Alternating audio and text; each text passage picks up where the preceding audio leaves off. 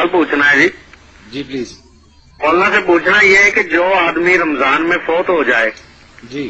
اوائل رمضان میں یا آخر رمضان میں, جی. تو قبر میں اس کا کیا انجام ہوتا ہے؟ کیا حساب کتاب موقوف ہوتا ہے یا حساب کتاب فوراً ہوتا ہے؟ جی مولانا. بھائی جو آپ نے سوال کیا نا, اس کا صحیح جواب یہ ہے کہ رمضان المبارک میں بھی اسی طرح حساب ہوتا رہتا ہے جس طرح باقی ایام میں ہوتا ہے. جی دین میں ایسی کوئی بات نہیں آئی کہ جو رمضان المبارک میں فوت ہو اس کا حساب کتاب نہیں ہوتا. جی جی نہ وہ پینڈنگ ہی رکھا جاتا ہے کہ بعد میں ہوگا, بس مرتے ہی منکر نکیروں سے بات پھر شروع کر دیتے ہیں جس طرح باقی دنوں میں کرتے ہیں. جی. تو مولانا اس میں یہ ہے نا کہ کچھ لوگ کہتے ہیں کہ موقوف ہو جاتا ہے رمضان کی خیر و برکت کی وجہ سے, اللہ تعالیٰ موقوف فرما کر آگے سے شروع کرتے ہیں, تو یہ اس میں کوئی دلیل ہے یا کوئی ایسی بات؟ نہیں میرے بھائی, یا کوئی مکہ معظمہ میں مرے یا مدینہ منورہ میں فوت ہو یا رمضان المبارک میں فوت ہو, اس سے کوئی فرق نہیں پڑتا. ایمان اور عمل صالح سے ہی نجات ہوگی. حساب کتاب کسی وقت بند نہیں ہوتا. بارک اللہ. یہ لوگوں نے سمجھ لیا نا کہ وہاں اگر فوت ہو جائے یا قبرستان بقیع میں دفن ہو جائے بخشا جاتا. یہ ساری چیزیں اپنی طرف سے گڑی ہوئی ہیں, شارٹ کٹ بنائے ہوئے ہیں. راستہ تو نجات کا ہے کہ صحیح عقیدہ ہو اور آدمی نیک عمل کرے. اچھا مولانا, آخر میں یہ پوچھنا ہے کہ رمضان المبارک کے حوالے سے کوئی رمضان المبارک کا خاص وظیفہ بھی ہے؟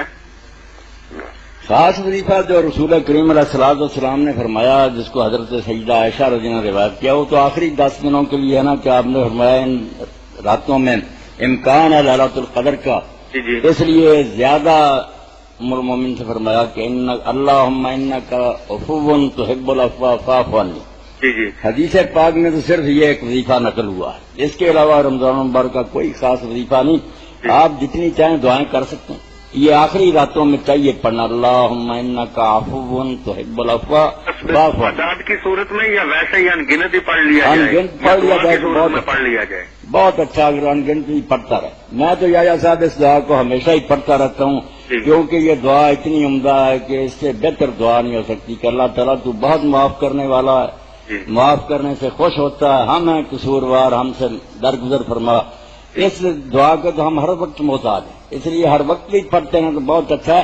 اور ورنہ اگر ہمت کوتا ہو تو آخری 10 راتوں میں تو ضروری اس کو پڑھنا چاہیے. تو یہ مولانا ایک اور سوال جاتے جاتے پوچھنا ہے, آپ کو تکلیف دی کہ سحری کے وقت اگر کوئی آدمی شارٹ ٹائم کی وجہ سے کھانا کھا رہا ہو, ادھر سے اذان ہو جائے, تو وہ اذان کے اختتام تک کھا سکتا ہے یا بند کر دے؟ نہیں, بند کر دے جی. صحیح بات یہ, جب اذان کا پہلا کلمہ کان میں پڑے نا اللہ اکبر, اسی وقت روک لیں, ٹھیک ہے, نہ کھائے بالکل. بالکل صحیح. بارک اللہ فیکم. اللہ تعالیٰ خوش رکھے.